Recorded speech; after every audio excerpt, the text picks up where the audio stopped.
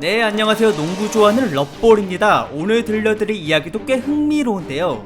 어떤 스포츠든 각 시기별 레전드는 항상 존재해왔습니다. 그리고 그 선수를 뛰어넘는 혹은 비등비등한 능력을 보일 만한 잠재력을 가진 유망주가 나타난다면 우리는 그에게 제2의 마라도나 혹은 제2의 조던이라고 부르면서 기대치만큼 성장해주기를 바라곤 합니다. 현재 NBA에는 유망주에게 붙는 수식어에 대한 레전드의 기준이 과거의 마이클 조던보다는 아무래도 더 최근 세대에게 익숙한 르브론 제임스에게 많이 맞춰져 있는데요. 이번 영상에선 르브론만큼의 역대급 재능을 지니고 있지만 원하는 대로 잘 커줄지 말지 계속 기대해서 안달나게 만드는 이른바 밀당남 앤드류 위긴스에 대해 소개해보도록 하겠습니다. 그는 유망주 때 자신의 포지션에 아주 과분할 정도로 신체적 조건과 여러가지 슛 능력치를 보유하고 있었는데요. 하지만 NBA에 입성하고 나서는 매 시즌 때마다 팬들의 가슴을 답답하게 만들고 팀의 핵심 멤버라기보다는 계륵같은 애물단지로 취급을 받고 있습니다. 대체 무엇이 그를 이렇게 만들었는지 지금부터 알아보겠습니다. 1995년 캐나다 온타리오주의 토론토에서 태어난 앤드류 위긴스는 과거 80년대 중반의 NBA 선수였던 아빠와 캐나다 국가대표 육상 선수였던 엄마의 영향을 받아서 그런지 어릴 때부터 5명의 남매들과 함께했던 농구와 달리기에서 특별한 재능을 보였습니다. 시간이 흘러 9살이 된 위긴스는 아빠처럼 NBA 선수가 되고자 초등학교 유소년 농구부에 들어갔는데요. 당시 그의 키는 벌써 1m 70을 넘겼으며 그 후 4년 동안 급속도의 성장 끝에 13살이 되고 나서는 덩크를 자유자재로 할 수 있게 되었고, 이때 그의 플레이를 담은 영상은 유튜브에서 500만 가까이의 조회수를 기록할 정도로 큰 인기를 끌었습니다. 2m에 가까운 키와 고무줄 같은 탄력의 운동 능력을 지닌 위긴스는 고등학교 농구대회에서 상대 팀들을 하나하나 가볍게 제압해 나갔고, 그 기세를 이어나가 2학년 때에는 44승 1패로 캐나다 온타리오주의 챔피언을 달성해냈습니다. 그러자마자 그는 미국 웨스트 버지니아주의 헌팅턴 도시에 있는 헌팅턴 프랩 고등학교로 전학을 가 커리어를 이어나갔는데요. 마치 야생동물 가젤처럼 좁은 공간에서 이리저리 방향 전환을 한 뒤 묵직하게 덩크를 찍어 누르는 모습은 정말 순간이동이라고 믿을 만큼 매우 민첩했습니다. 3학년 때 그의 기록은 평균 24.2득점, 8.5 리바, 2.7 블락이었고, 졸업반 때에는 평균 23.4득점, 11.2 리바운드, 2.6 블락으로 다재다능한 압도적인 활약을 보여주었는데, 이를 토대로 그는 스포츠 전문 매체의 고교 선수 평가 순위에서 당당히 1등을 차지하였습니다. 또한 단 한 명의 미국 최고 유망주만 받을 수 있는 올해의 선수상을 여러 기관으로부터 무려 3개나 받았을 뿐만 아니라 전국 올스타 경기에 나가거나 유명 잡지에도 실리는 등 르브론 제임스 이후 가장 기대되는 인재로 소문이 자자했습니다. 심지어 평가단들은 위긴스가 드래프트에서 1순위가 될 거라는 건 물론이고 NBA에서 즉시 전력감이라고 볼 수 있는 101점이란 점수를 주기까지 하였는데요. 이 때문에 NBA 팀들이 위긴스를 잡기 위해 대놓고 고의 패배를 할 것이란 전망까지 나오고 있었습니다. 그렇게 이미 슈퍼스타급의 유명세를 갖고 명문 캔자스 대학에 진학한 위긴스는 뛰어난 운동 능력으로 상대 진영을 휩쓸고 다녔는데, 문제는 이때부터 서서히 거품이 빠지기 시작했던 것입니다. 대학 무대를 1년 동안 뛴 결과 그의 기록은 평균 17득점에 1.5 어시스트로 너무나도 평범했고, 게다가 전체 대학 64강 토너먼트에서는 32강에서 탈락해버리고 말았는데요. 하필 이날 위긴스는 4득점밖에 내지 못했기 때문에 NBA 드래프트에서 1순위로 뽑히는 건 불확실해 보였습니다. 하지만 위긴스는 보란듯이 첫 번째로 클리블랜드 캐벌리어스의 지명을 받았으며 프리시즌에 신인 선수들의 기량을 검증해 볼 수 있는 자리인 서머리그에 나가서 자신의 실력을 유감없이 발휘하였습니다. 그리고 실제 르브론 제임스까지 팀에 합류하면서 순식간에 우승컵을 들어올릴 수 있는 절호의 찬스를 갖게 되었는데요. 그러자마자 위긴스는 르브론에게 곧바로 손절당했습니다.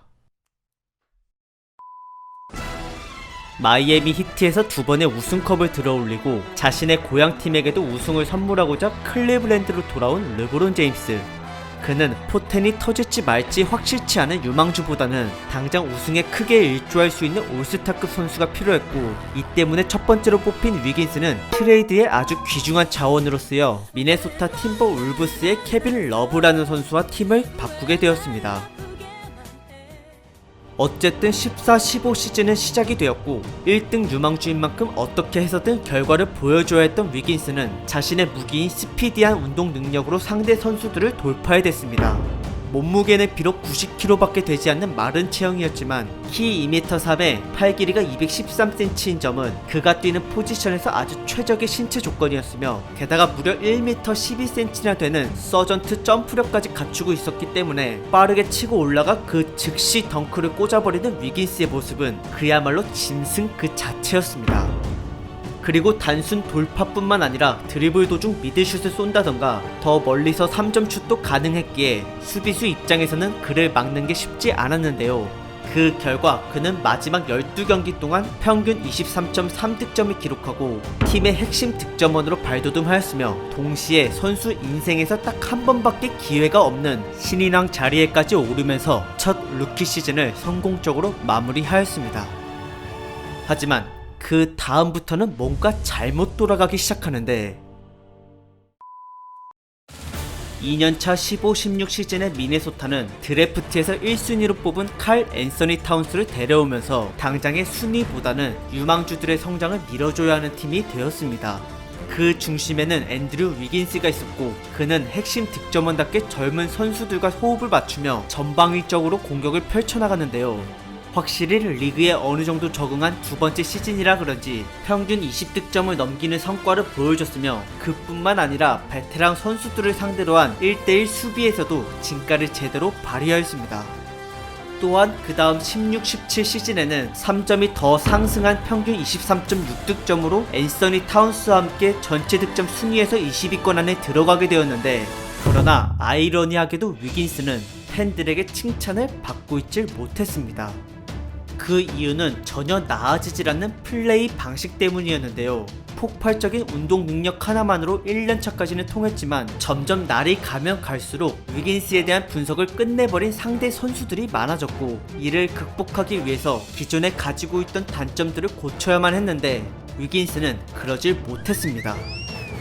첫 번째로는 볼 핸들링이었으며, 양손 드리블이 불안했던 그는 종종 돌파 도중 공을 놓치곤 했었는데, 이를 의식해서 그런지 공격은 늘 가던 오른쪽 방향으로만 계속 파고들었습니다. 비록 스피드는 빠를지라도 이제는 뻔한 수법이 되었기에 한 명 제끼고 나서 불나방처럼 뛰어들다가 결국 번번이 도움 수비에 가로막혔습니다. 두 번째는 좁은 패스 시야와 정확도인데, 보통 그는 자신에게 2명 이상의 수비수가 붙을 시 오픈 찬스가 나는 또 다른 동료를 잘 보질 못합니다. 그래서 패스 타이밍을 놓치거나 상대방에게 뺏겨서 공격을 망치는 경우가 허다했으며, 이 때문에 그의 평균 어시스트는 겨우 2개뿐이었습니다. 그 외에도 여러 가지가 있지만 가장 치명적인 것은 빈약한 의지력이었는데요. 그는 팀의 득점을 책임지는 중요한 위치에 있었음에도 자신의 모든 것을 다 쏟아부으면서까지는 경기를 뛰질 않았습니다. 그러다 보니 집중을 하지 않고 설렁설렁 뛰다가 경기를 망치는 일이 수두룩했고, 날마다 기복이 심하다 보니 어쩔 때는 난데없이 에어볼만 쏴대는 망신을 보이기까지 했습니다. 즉, 득점 기록만큼은 나아지고 있을지 몰라도 실제로 위긴스는 팀 승리에 직결되지 않을 정도로 효율이 낮은 선수였던 것이며, 그 때문에 미네소타의 승률은 바닥을 치고 있었는데요. 그러다가 갑자기 팀의 미래를 좌지우지할 대형 사고가 터지고 말았습니다. 17-18 시즌을 맞이한 미네소타 팀버 울브스는 갑자기 평균 연봉이 360억 원이나 되는 초대형 계약을 위긴스와 체결하였습니다. 이는 NBA를 대표하는 올스타급의 액수나 마찬가지였으며, 누가 봐도 능력에 비해 너무 과분한 계약이었는데요. 그래도 미네소타 입장에선 어쩔 수가 없었습니다. 왜냐면 추운 지역에 아무도 오래 하지 않는 인기가 적은 팀이었기 때문에 매년 선수 수급에서 골머리를 앓고 있던 구단은 그나마 발전의 여지가 남아있는 위긴스를 다른 팀에게 빼앗기지 않기 위해 거액을 쓸 수밖에 없었습니다. 그리고 이제는 10년이 넘도록 머물고 있었던 밑바닥 순위권을 탈출하고자 시카고 불스로부터 지미 버틀러라는 선수를 영입하기도 하였는데요. 확실히 공격뿐만 아니라 수비에도 일가견이 있다 보니 상대팀 에이스를 그가 맡았고 덕분에 위긴스의 부담은 전보다 줄어들게 되었습니다. 그런데 문제는 포지션이 겹치는 버틀러와 공을 나눠 갖다 보니 공격 주도권까지 줄어들게 된 것입니다. 때문에 당연히 그의 득점은 낮아지게 되었고 중간중간 화려하고 화끈한 활약을 펼쳤다 하더라도 이는 그저 하이라이트의 한 장면으로만 쓰일 재료일 뿐 경기 전체로 봤을 땐 그의 존재감은 그저 평균 이하였습니다. 루키 때와 별반 다르지 않은 스킬들, 여전히 공격의 맥을 끊어버리는 에어볼과 저조한 패스 기록, 그리고 자유투 성공률까지 60%대로 추락하면서 미네소타는 큰 위기에 빠져들었습니다. 그래도 다행히 서부 8위로 간신히 플레이오프에 올라 케빈 가넷 이후 14년 만에 암흑기에서 벗어나는가 싶었는데 그 희망은 1라운드에서 휴스턴 로켓츠를 만나 4대1로 광탈당하면서 허무하게 부서지고 말았습니다. 그리고 이때부터 미네소타 선수단의 팀워크도 무너지게 되었는데 그 시작은 타운스와 위긴스의 부족한 승부욕을 버틀러가 지적하고 나서부터였습니다. 뛰어난 재능과 신체 조건을 가지고 있더라도 죽어서까지 상대방을 이겨먹으려는 투쟁심이 부족하다면 NBA에서는 우승은커녕 절대 슈퍼스타 근처도 갈 수 없습니다. 근데 하필 미네소타의 미래인 위긴스와 타운스가 딱 저런 케이스였으며 몸을 내던지는 헛슬 플레이를 하거나 지고 있는 상황이라도 포기하지 않고 적극적으로 나서서 팀 분위기를 바꾸는 그러한 승부욕이 특히 위긴스에겐 거의 없다 보니 팀을 위해 헌신하며 가장 열정적으로 뛰는 버틀러의 비판을 직격탄으로 맞게 되었습니다. 그리고 공격에서 비중이 줄면 수비에서라도 긍정적인 영향을 끼쳐야 하는데 그것마저도 수준 미달이 되어버렸으니 초창기 때보다 더 형편이 없어진 위긴스는 입이 10개라도 부족했습니다. 그 후 파국으로 치닫은 팀 분위기는 버틀러가 18-19 시즌 도중 다른 팀으로 이적하면서 어느 정도 정리가 되었는데요. 덕분에 공격 기회를 다시 되찾은 위긴스는 그로부터 얼마 안 지난 시카고 불스와의 경기에서 슈팅 12개와 자유투 4개를 모두 실패하고 0득점을 내는 비참한 모습을 보이고 말았습니다. 당시 위긴스의 연봉은 30개 팀이 있는 NBA의 전체 선수들 중에서 무려 20등이었는데 올스타는커녕 평균치도 간당간당한 그의 경기력을 보고 있는 팬들은 정말로 암에 걸릴 지경이었습니다.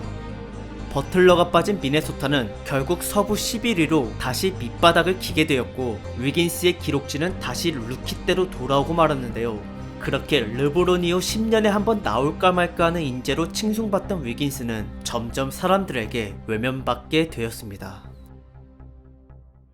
능력에 비해 몸값이 너무 높아서 다른 팀으로 트레이드 되는 건 꿈도 못 꾸는 앤드류 위긴스. 그나마 미네소타 팬들이라도 울며 겨자 먹기로 포텐이 터지기를 바라면서 그를 응원해주고 있는데요. 그래도 악착 같은 승부욕과 경기를 이해하는 농구 IQ가 조금 부족한 것 뿐이지 운동 능력을 비롯한 나머지는 모두 훌륭한 상태니까 NBA를 대표하는 고액 연봉자답게 지금부터라도 단점을 고치는 데 힘쓰고 훗날 팀을 캐리하는 선수가 되었으면 좋겠습니다. 게다가 미네소타의 레전드이자 싸움꾼인 케빈 가넷한테 19-20 시즌은 올스타에 꼭 들기로 약속을 했으니 과연 남자답게 이걸 지킬 수 있을지 기대가 되네요. 네, 준비한 영상은 여기까지고 시청해주셔서 감사드리며 더 좋은 주제로 돌아오도록 하겠습니다. 재밌게 보셨으면 구독 부탁드릴게요.